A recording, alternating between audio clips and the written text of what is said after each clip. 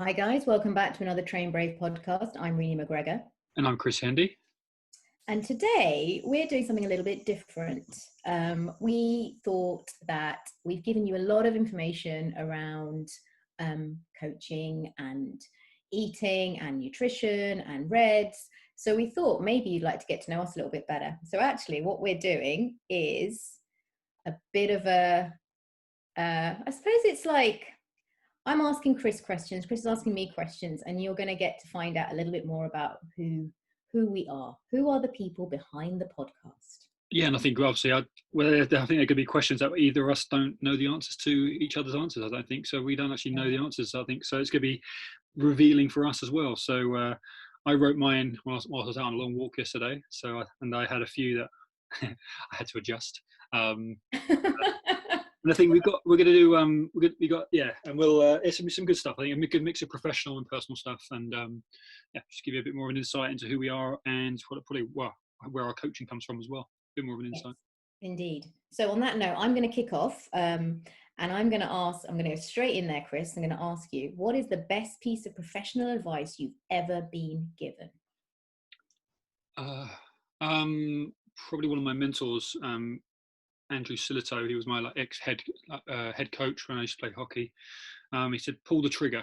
So I think a lot. I still do, obviously, and I think like a lot of people, I can overthink a situation, think myself out of a situation sometimes.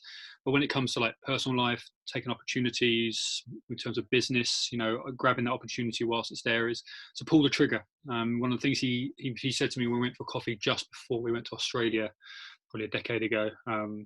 Just pull the trigger. And I was kind of going over there to kind of not find out who I am, but to kind of really kind of just kind of see what else is out there, and see what else I could do with myself. And obviously it changed everything. So came back with a business and a very, very clear idea of who I want to be the rest of my life. So pull the trigger, big one. I've got visions now of people sending you Instagram quotes and then hashtag pull the trigger, but Well, the finger in the gun. Have you ever seen that, the finger in the gun, where people, I've had that before, but I have that image in my head because every time I see Andrew, Andy, I'll always kind of smile and do that because it's so simple, but it's amazing how often you can faff and just go round and round in circles when sometimes you just need to take that leap, and you take that leap, and actually the other side of that fear is, it's some fun stuff, so exciting stuff. So that was great. Cool. My first question to you, probably similar vein actually. What is the biggest myth that you see in nutrition, in the world of nutrition? What's the biggest myth? So there are three main ones that come up again and again and again. And the first one is carbs make you put on weight. So that's why so many people avoid carbs, and to their detriment, particularly when it comes to performance, which is obviously not true. And it is a big myth. The second one, and it's obviously more on trend at the moment, but becoming vegan makes you a healthier person, which I think what I mean by that is that people automatically assume by following a vegan diet, you're going to automatically become healthier. But although to a degree, maybe you may become more mindful and thoughtful about what you eat, which will make you potentially get healthier, you can't immediately say you're going to get healthier because actually we don't have any proof of that, to be fair. So that's the second one. And the third one, which I think you'll have heard as well, is protein builds muscle. So if you just eat protein, you'll make muscle. Forget about the training, just keep eating protein and you're all good. So they're the three that wind me up the most. There's probably a long list, Chris, but I think three is enough. So. I love that protein one because my dad, he's 60 plus kind of thing, and he said he bought some protein powder, and he says, like, Chris, I've been drinking this protein powder every morning. Like, do you think I'm getting bigger? I went, are you training, Dad? Are you doing any sort of training? He's like, no, I'm just, just doing I'm just working like I normally am, but this protein powder, it looks like good stuff. I was told it's good stuff, and I'm like, all right, Dad, that's cool. I wasn't gonna.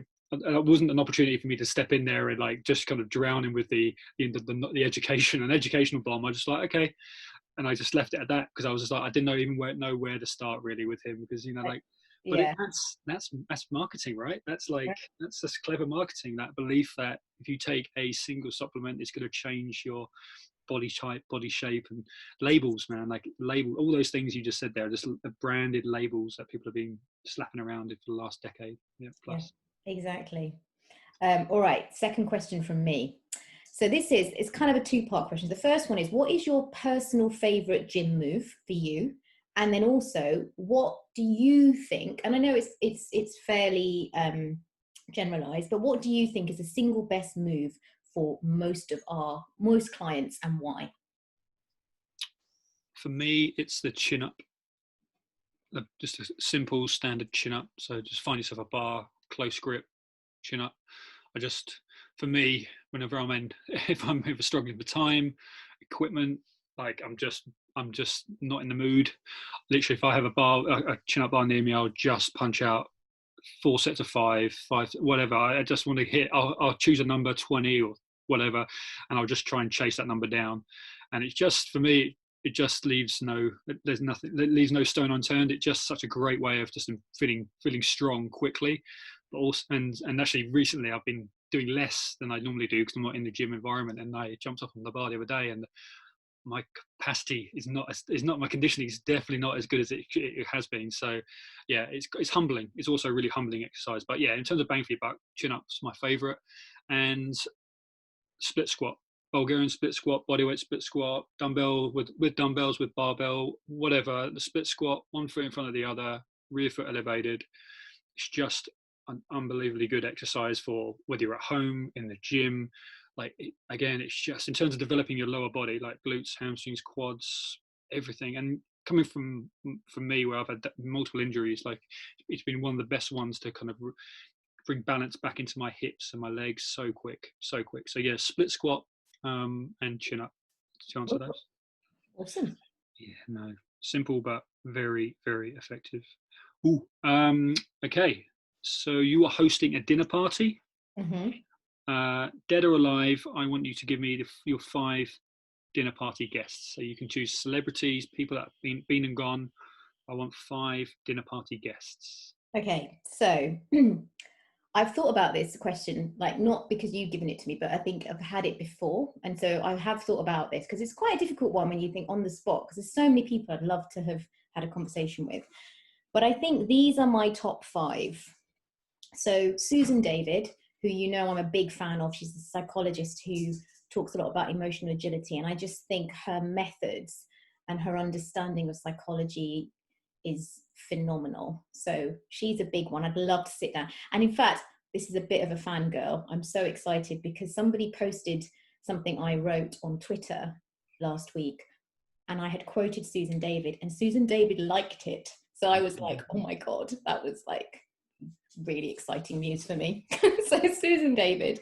Edith Eger, because again, she is somebody who she went through the war. She was a Jew and she had to go into Auschwitz, and she recovered, she came out of that and then really rebuilt her life. And I just think she is one awesome woman. Like, my goodness, in terms of like mentors or people to inspire to, she is the one I would go to.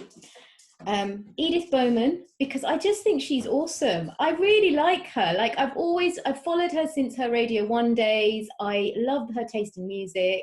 She's just seems to be this really down to earth woman she's got a family. She's juggling lots of different things, but she's never trying to be anything more than who she is. And I love that about her. She hasn't tried to suddenly monopolize loads of different fields because she's well known, and she's just stuck to what she's good at, and I think she's awesome, and I think we'd have a good natter.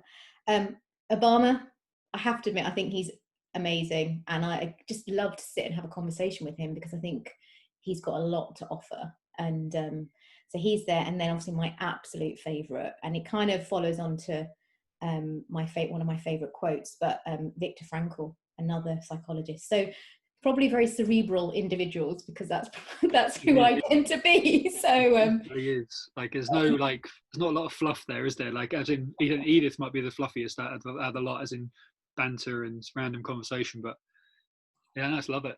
That's very cerebral. You got to make sure you're some good conversation. Probably go pretty deep, I reckon. And But that is, I mean, I guess if people don't know me, I mean, that pretty much sums up the kind of person I am, I think. So, so yeah. what's interesting with that question is like, do you ever think about the dynamic of the room? Like, you can spot pick any name. Everyone's names are going to be different, but then you actually put those numbers. And then if you really go deeper and you think, what do those those dynamics of those individuals look like, all mingling? It probably it would be really mixed, wouldn't it? I think it would be very. It could be awkward. It could be amazing. It could be awful, couldn't it? So Yeah. So they would be my dinner party guests. Okay, so this one is taking you just thinking about the last few weeks. So, what books have you read in the lockdown, and would you recommend any?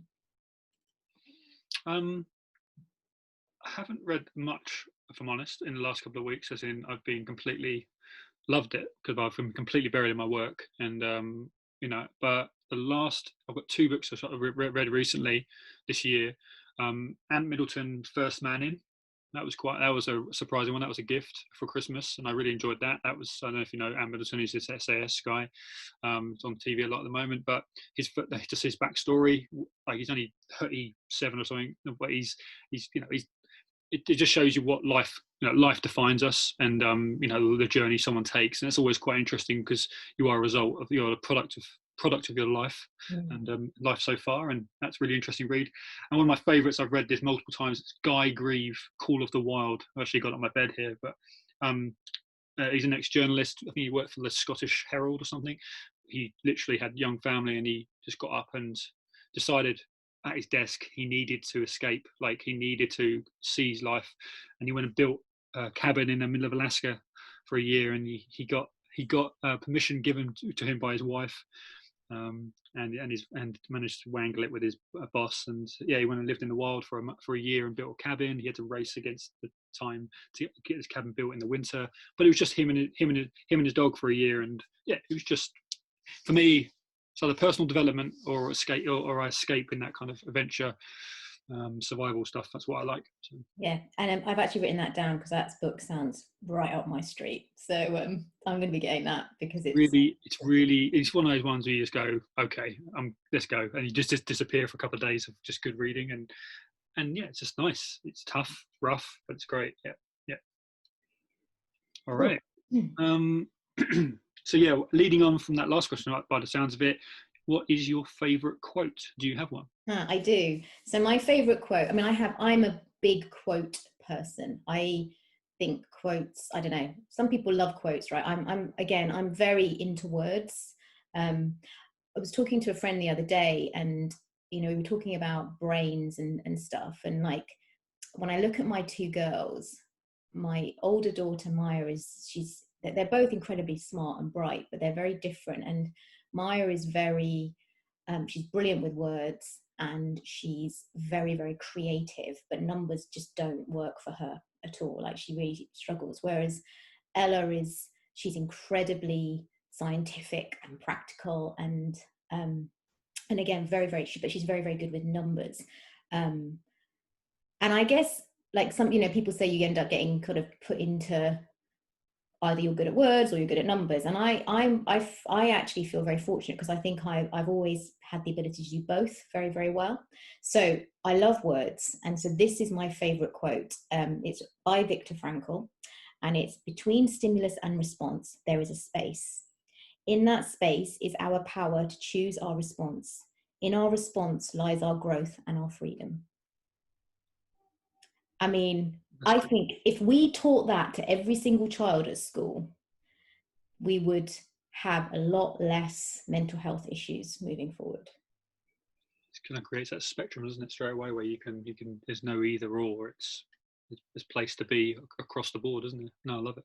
I think one of those, like, the thing with that quote is you have to be I suppose you have to be willing to want that freedom. Like, for me, it came at a time, I read it at a time when a lot had changed for me. And I guess it's very easy, as we've said so many times in our podcast, so easy to become overwhelmed by your emotions and your feelings.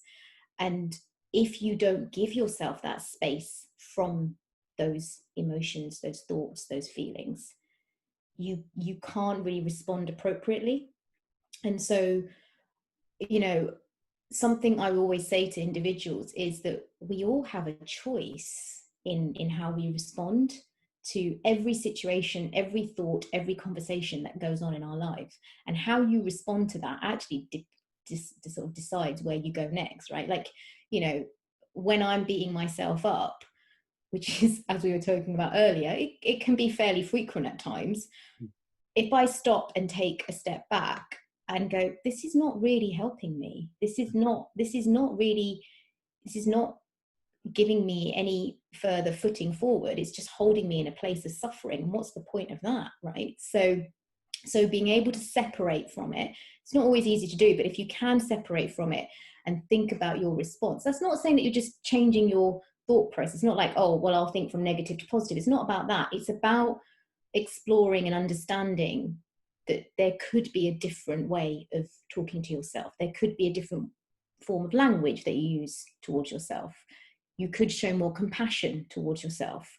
You know, that kind of thing. So that's why I think that quote is awesome. No, agreed. Love it. Okay, so this is this is just because I'm really interested to know, what is your favorite dessert? Yeah, see, I don't know. Like, see, I love cake. Like, I do like carrot cake and coffee cake. So I immediately get excited. But is that a dessert or is that like a separate thing? Like, I mean, it is a dessert. Like, it's a sweet thing. But like, I don't get too excited about like chocolate and chocolatey things or anything. But like for me, I get excited about and I get a little bit uncontrollable about is like a very good piece of carrot cake I had one yesterday, and it was just like I haven't had a decent piece of carrot cake in months. It was just like epic. It was exactly what I was looking for. So for my answer, I wouldn't have it post dinner. That's the thing. So I don't know if it is a dessert. I wouldn't have like, you don't have cake post dinner, do you? So, but for me, a sweet thing, maybe like lemon meringue pie. Like my mum makes a pretty damn good lemon meringue pie. But I often, it's always like depends on what dinner you've had. Like for me, like I have to put all my effort into dinner, and I don't really care too much for the sweet thing. It might just be like a hot chocolate a couple of hours later. So cake would be it. Carrot or coffee cake, probably either. It depends on who makes it and what it looks like. Very good. All right, good answer. Sure. What's the standout lesson you've learned since you've been strength training, either with me or just in general? You're going to laugh. In fact, everybody will laugh. It's the importance of fueling significantly. Like I always explain this to the people I work with, because I think when I came into starting to work with you, I wasn't naive, as in, you know, I very much understand the science behind strength training and how you should fuel your body. But there was a part of me that didn't quite believe the effort it took to do it. Like, because obviously I've come from an endurance background where you just push, and you see your heart rate go up, and that's kind of all I knew.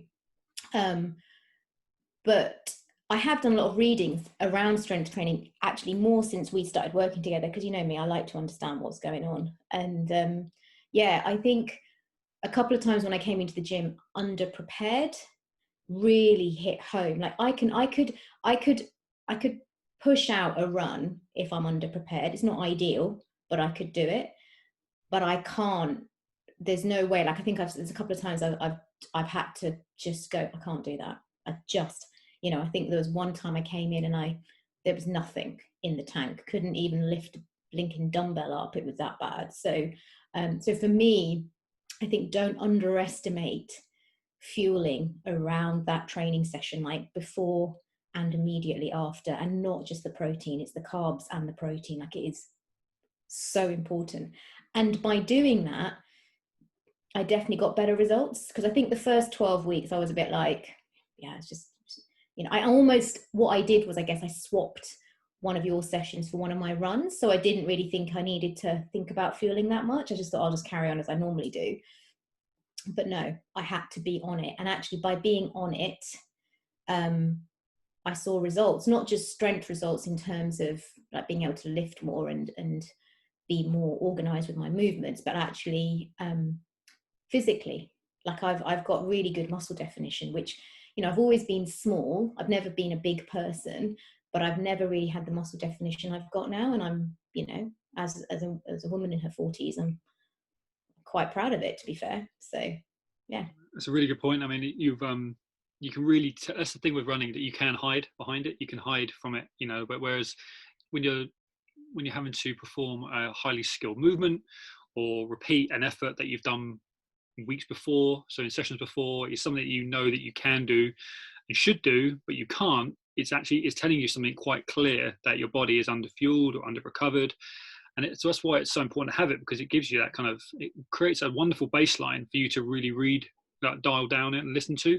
Whereas running, you can mask it. You can kind of put it off as feeling a bit sluggish or a bit slow, or I just wasn't on it today. But then you can kind of have multiple sessions like that, and you don't realize you're on a downward spiral. Whereas in the gym, if you're not hitting those numbers week in, week out, you're like, oh, whoa, what's going on here? You really, well, there's a lot of, you kind of feel bad. Obviously, you feel terrible in yourself. But it's very, very clear that something's not balanced within your program. But then with the endurance-based sport, within sport generally, you can hide behind that sport for a long, long time. And I think we see that a lot. And obviously for us, having that, the strength training side of things, it allows us to go, okay, well, where you're at, can you do X? Can you do Y? Okay, well, if you can't, then that might be a sign that something's not where it should be, or you're not optimal right now. So yeah, it's tough, but it gives you a clear line to work from, a clear guide to work from. And I think, again, I mean, this is not going to be relevant for everybody, but from my point of view, you know, I've come back to running after a break because of my sarcoidosis.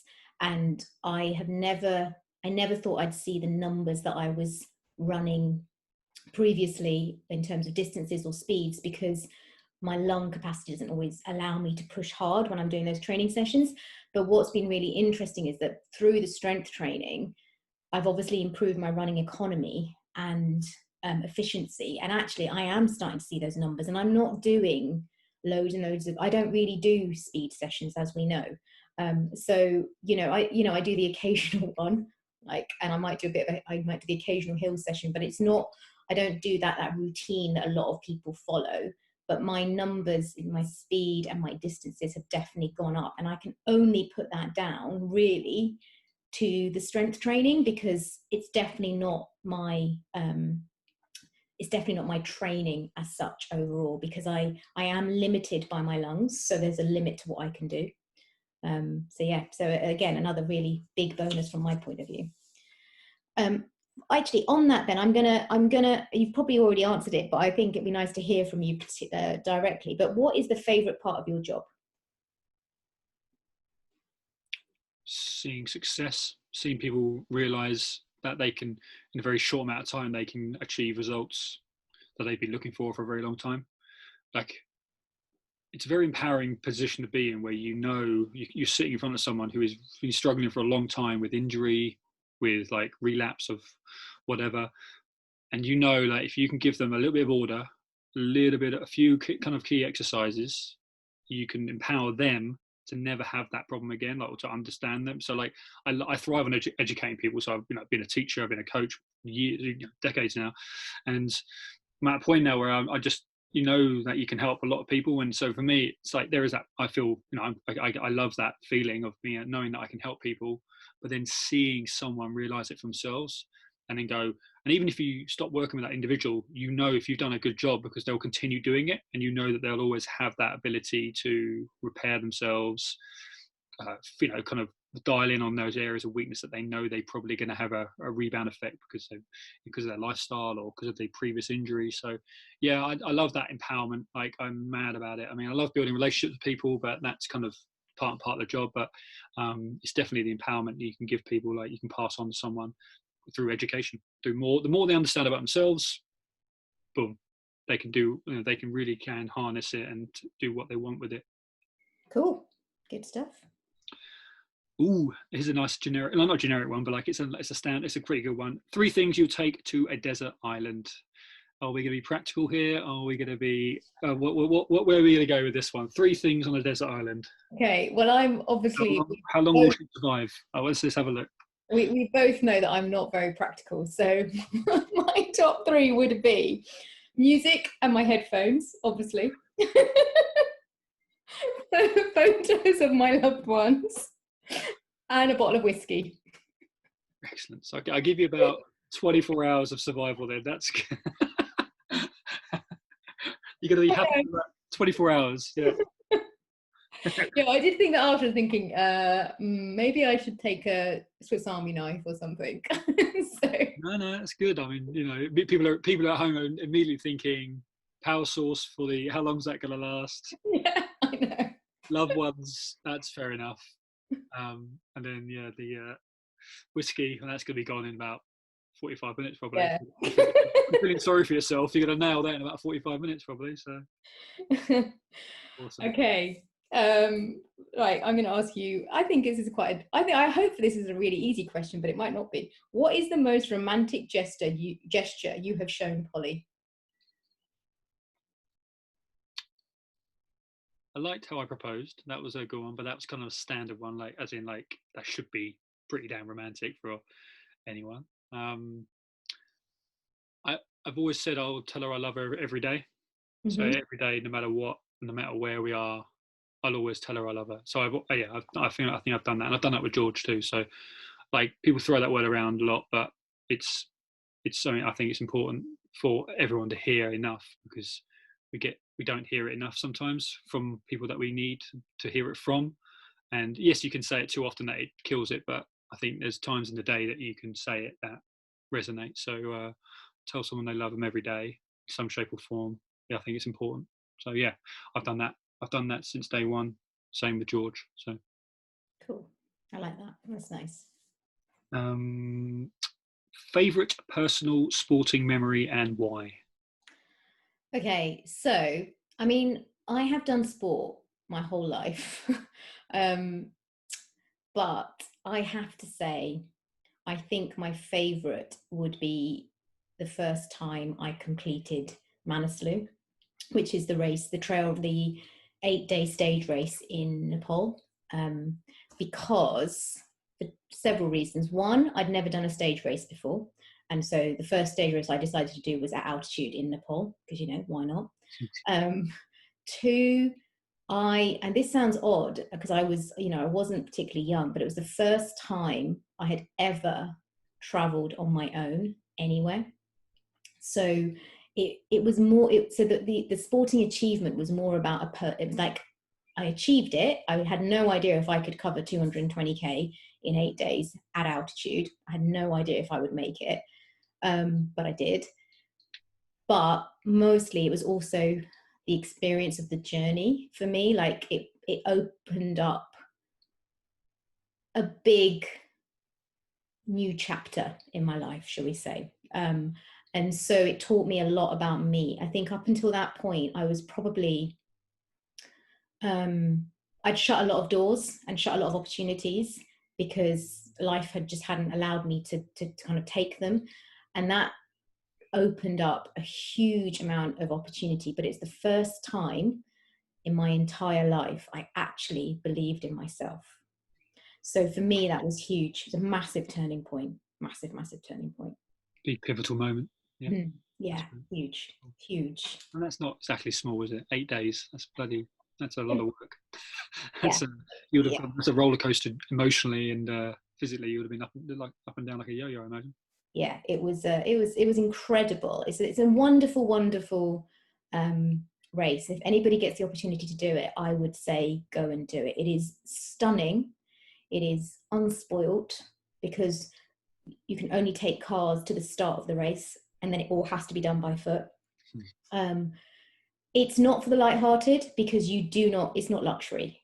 Like you are sleeping in wooden huts or tents. You're in the elements. It's cold. But oh my goodness, does it teach you about yourself? Like survival, friendship, your strength, your resilience, the beauty of the world. And I think that's it. I feel like everybody should go somewhere like Nepal and really fully appreciate how ridiculously lucky we are in the Western world. Because it's amazing. These individuals out there have very little, but they give it all to you. They offer you their tea, they offer you their food, they want to make you smile, and they have nothing, and they don't want anything in return. They just want to see you smile, and that is it. And it's incredibly humbling. So that's why, you know, you always say, where do you need, where would you go? It's always Nepal, because for me, it's I've left my heart there, because it's just such an eye-opening country. It really is beautiful. Right. So, so kind of on that with you, what are the 3 biggest life lessons you have learnt? Take risks.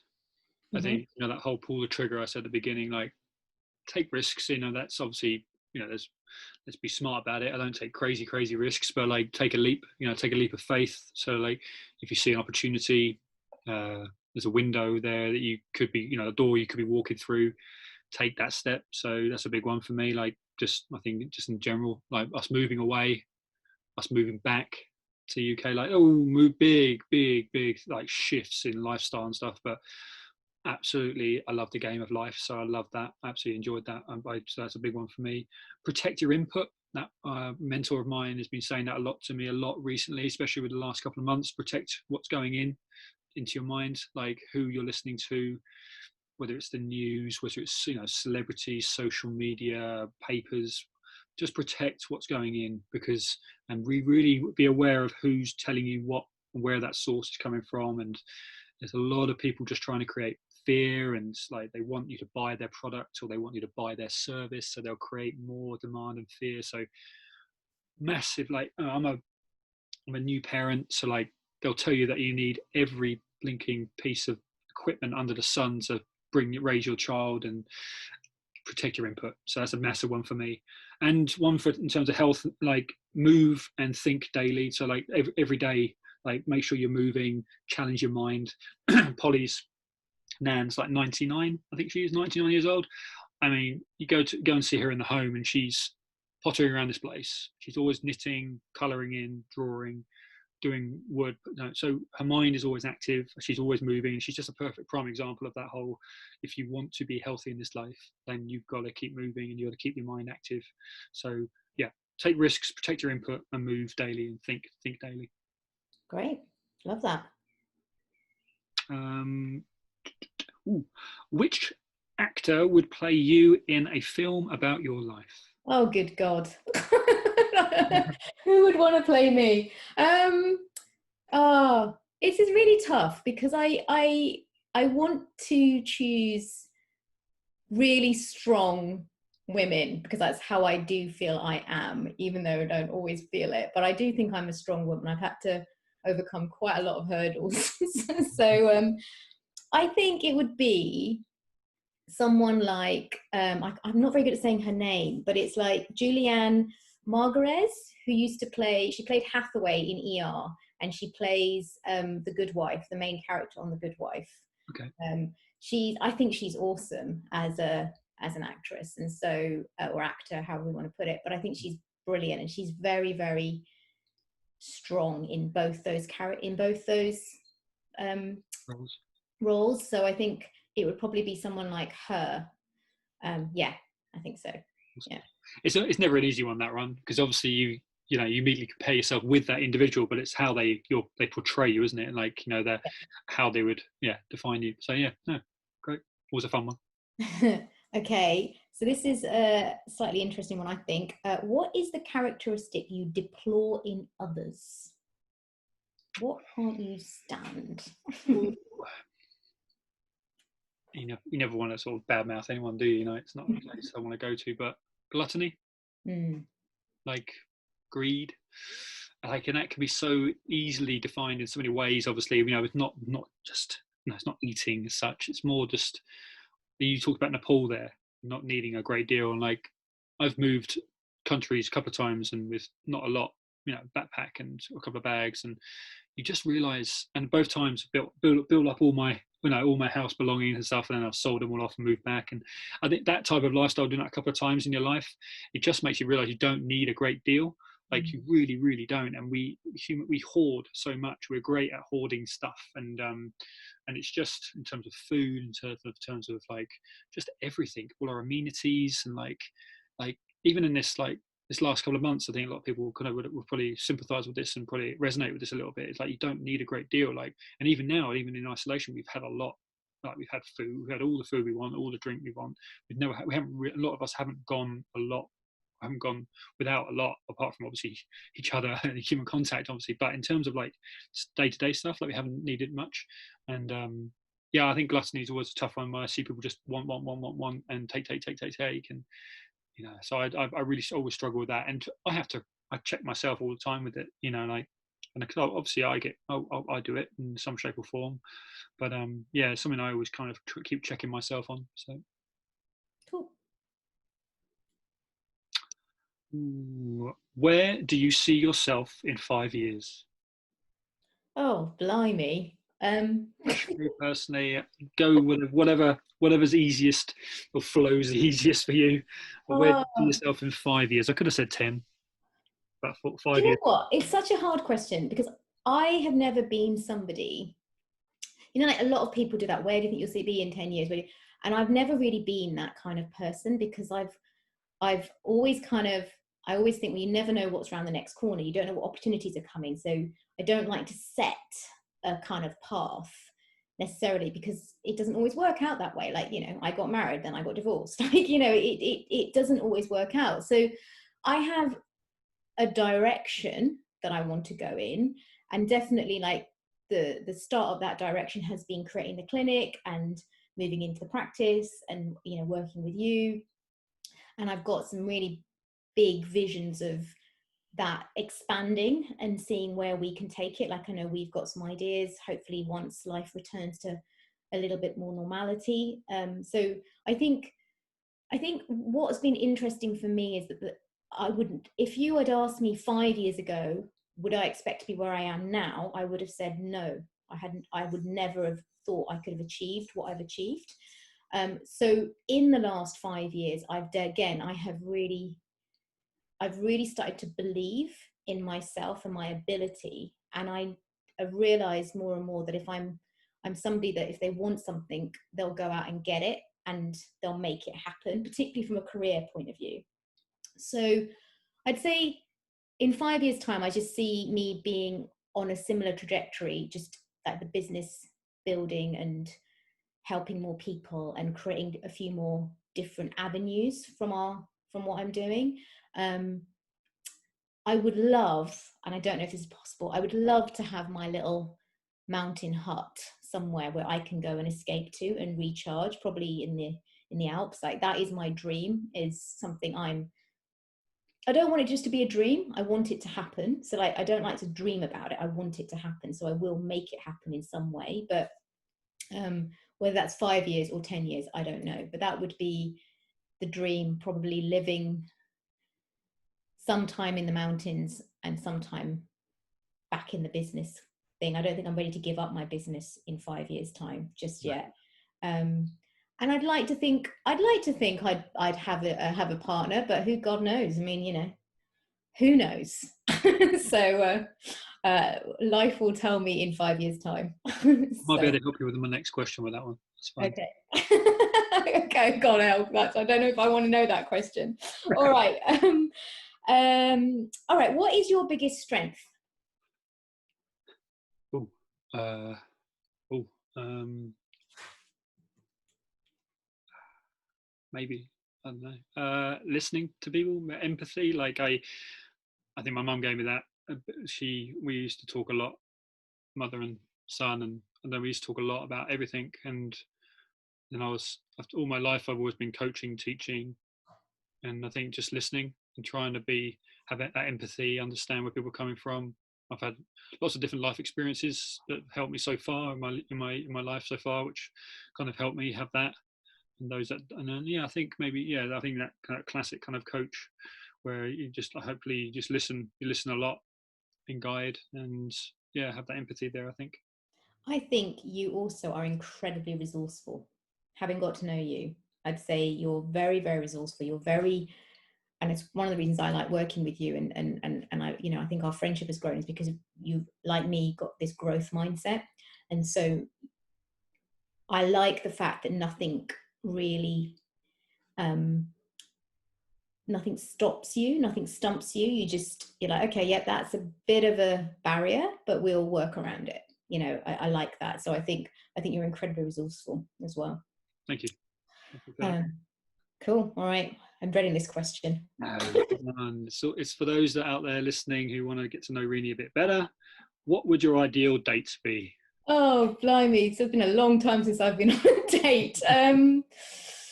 I guess it would always have to involve like probably running or being outdoors, at least being outside. It doesn't have to be running, but I like being outside. And I really like a picnic, or like, I just like, I do love nights under the stars. Like I often do that myself. Just take myself off and go and sit and watch the sunset, sit and watch the stars come out, and then I come home. Like it's a very nice, especially during lockdown, it's been quite a nice way to I'm very lucky that where I live we've got very clear skies, obviously, because we're in the countryside, and I can just stand out of my house, and I've got these steps that lead into my house, and you get a very, very clear view of the moon and the stars. So I haven't had to go out, but I've been able to continue to watch the stars, which I do like. So I guess I'm a big hippie at heart, to be fair. I don't need much to put a smile on my face, but mountains, outside, stars, sun, Picnic. pretty much me. Picnic, yeah. Picnic, yeah. Yeah. Nice. Yeah. That's really nice. This is cool. Cheap date. Cheap date, yeah. Cheap date. I've always been a cheap date. Always. Right. My last major question. That was Bailey joining us, obviously, because he has to always be part of my life. Last major question. The biggest challenge you have overcome, and what did you learn from it? I've had a couple, I suppose. We all have something we have to get over in life. Moving countries is always an interesting one, like moving back and forth. So moving over to Australia for a long period and then moving back, that always has its own challenges. But biggest life defining one for me was breaking my knee twice. So that avulsion fracture of my knee. So pulled the ACL off my knee. I did that when I was in my peak kind of playing days. And I was at uni, and it was kind of, I had to have a big leg cast on my leg, and it was 10 weeks in a cast, and I had emotionally kind of going into that pit of kind of, and that dark place, and then kind of digging myself out of it, and luckily having the education to get out of it, like, and understanding and training mindset to get the rehab done, and then the following year it happening again, back in competitive hockey playing back in competition, happening again. So I had a kind of a relapse and back in that cast, all that work lost, and I had to redo it all again. And that was like that was 2 years of my life, 2 years and 3 that I was spent kind of rehab, and it completely shaped who I am, I guess, because it's just, I was studying sports science, I was coaching, I was teaching, I was doing strength conditioning, I was doing all that, but in the middle of it, I was having my own mental battle of like getting back to fitness, getting back to health. So yeah, I mean, that was by far the darkest place I've been mentally. And yeah, I think it's given me that foundation to kind of build upon ever since. So yeah. Brilliant. And I think, I knew you'd had some injuries, but I didn't know the extent of how bad they'd been. So I think that's so inspiring as well for people out there to hear, because again, if we think about a lot of people we work with, it's so devastating for them when they get injured, albeit even just a minor injury, because they put so much emphasis on the outcome. And I think it's so important. Outcome's really important, but you really have to put the process in place to get the outcome you want. And I think some of us who are maybe a little bit impatient, a bit perfectionist minded, we kind of want outcome once we've made that decision, we want that tomorrow, and it doesn't work that way. And I think you kind of have to put the hard graft in. Like we've talked about this from our career point of view in the past, and I think it's the same with you and your rehab from such major injuries. It's having that belief that you'll be okay, and you'll get back, but sometimes the process is incredibly painful and difficult. I know from when I got divorced, I read somewhere Elizabeth Gilbert wrote that divorce is like being in a really bad car accident every single day for 2 years. And I remember thinking, geez, that's so spot on. And you feel like crap forever, it feels like, because you are, untangling from your previous life. You're having to let go of the vision of your potential future that you thought you had. You're having to rebuild yourself. There's the anxiety of being on your own and restarting again as an individual on your own in terms of financial, personal, and I remember thinking, I have no idea how I'm going to get through this. Like, it'll never feel better. It does. It 100% does. And, hand on heart, like, I'm 4 years down the line, and I agree with her. 2 years minimum, 2 years minimum, depending on how long you've been with that person. But yeah, it's appreciating you have to turn up and do the process, I think. It's that loss of identity for me. Like, it was, and then, I think that's a lot for most people I work with. I think anyone really, like, if you especially come from that kind of sporting world, like at a younger age, like, we have a lot of people who have, they associate their sport, their identity with the sport they take part in, or the activity they do, and to take that away from them, or for them to lose that on their own, but from their own under their own doing, or from an accident, like, people are very, you're lost very quickly, and in a moment you suddenly lose everything that you kind of love to do. And that was, I had that twice. I got it back, and then it gets taken away from me again. And like, when you're young, mid-20s, all I could think about, all I wanted to do was skate more, just play every day. Like, all I wanted to do. Like, I trained for it, I ate for it, I read for it, I did everything I could to be the best player. Boom, gets taken away from you. And I think it's that refocusing the mind in those dark places and going, right, turn one obsession into another, like, refocus it, put it into your business, put it into your life, put it into your relationships, put it into, refocus that, repurpose that fixation, because there's nothing wrong with those obsessions. There's nothing wrong with having those addictions. It's just letting go, or just changing them up a little bit, because sometimes they get taken away from you. And we see it all the time in our work, don't we? How people lose their identity, or they're losing their identity, and they don't want to let go of it, and so they run themselves into a dark places.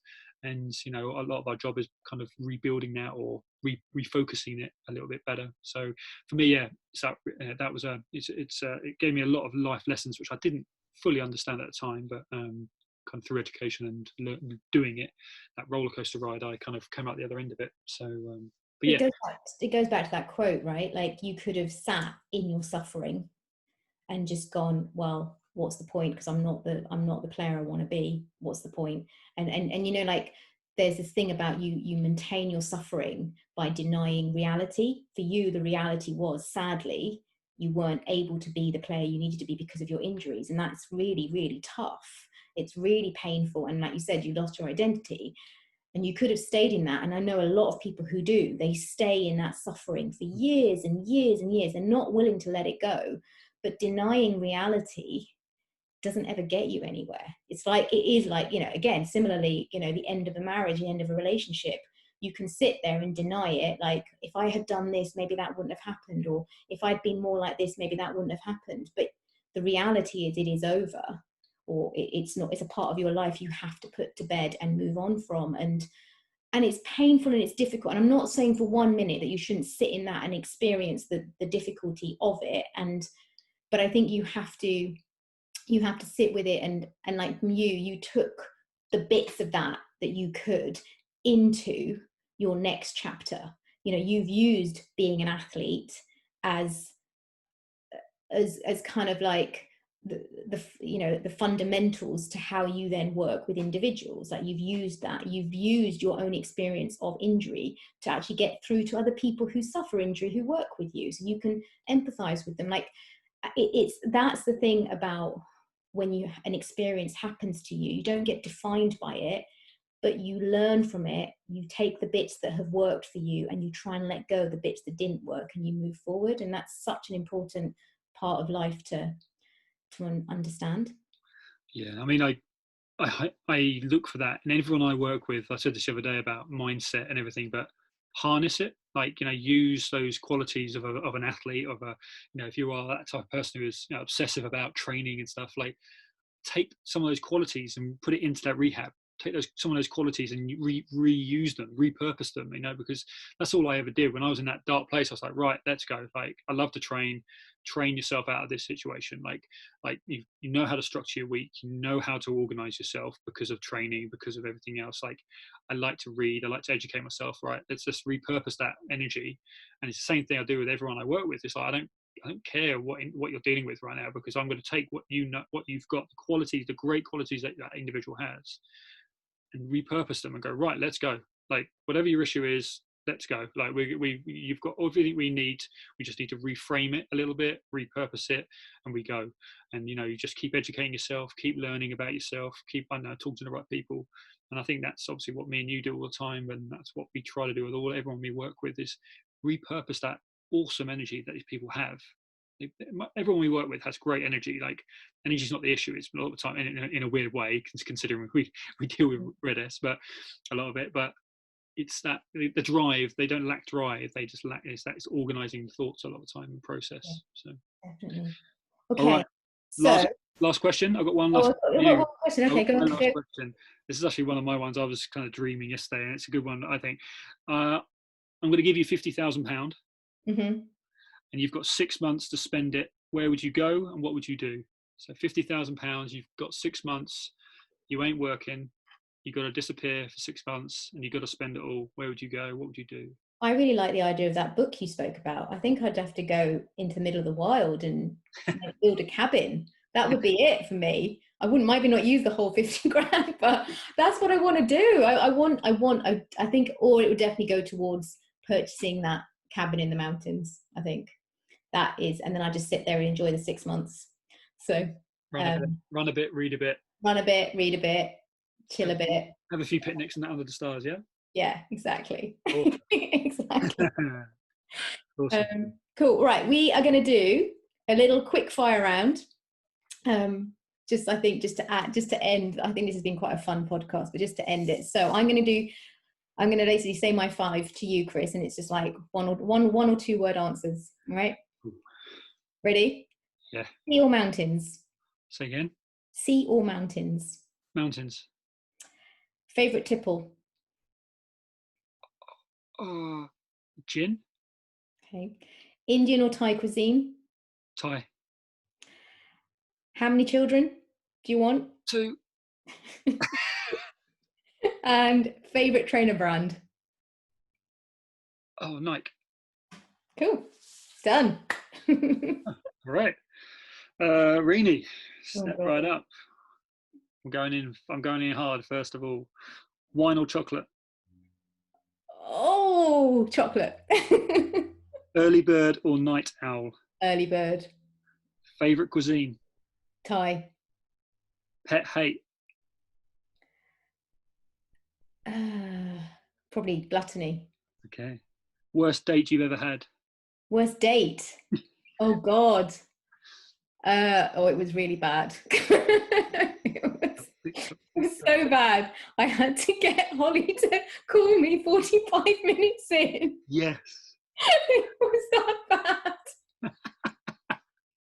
Save me. It really was bad. It was the first date I ever went on after my divorce, and it was horrific. And then put me off for about a year. So yeah, that was a bad date. Just incredibly, we were not matched in any formal manner. I should never have agreed. Full stop. Yeah, well, you live and you learn. That's all good. Exactly. Awesome. Cool. Good stuff. Right. Well, I think that was, hopefully guys, it's a bit different to what we've done previously, but we've also given you some of our nuggets. So we really hope that you have enjoyed slightly different version of the podcast this time. Let us know what you think, because obviously we're always happy to, we like your feedback, and we like to kind of tailor the podcast to your wants and requirements. So do please get in touch and let us know what you think. But that's probably it from me today, and I guess we'll see everybody next week. Yeah, I think so. I think today was just more about always want you guys to know where we come from, like how we are as people, because we are just we are people that have experienced a lot, but as coaches we kind of use our life journey so far to kind of obviously help you guys and guide you guys. So yeah, just a little bit of an insight. So Great. All right, guys, take care. Have a good week, and we will be back soon. see you later.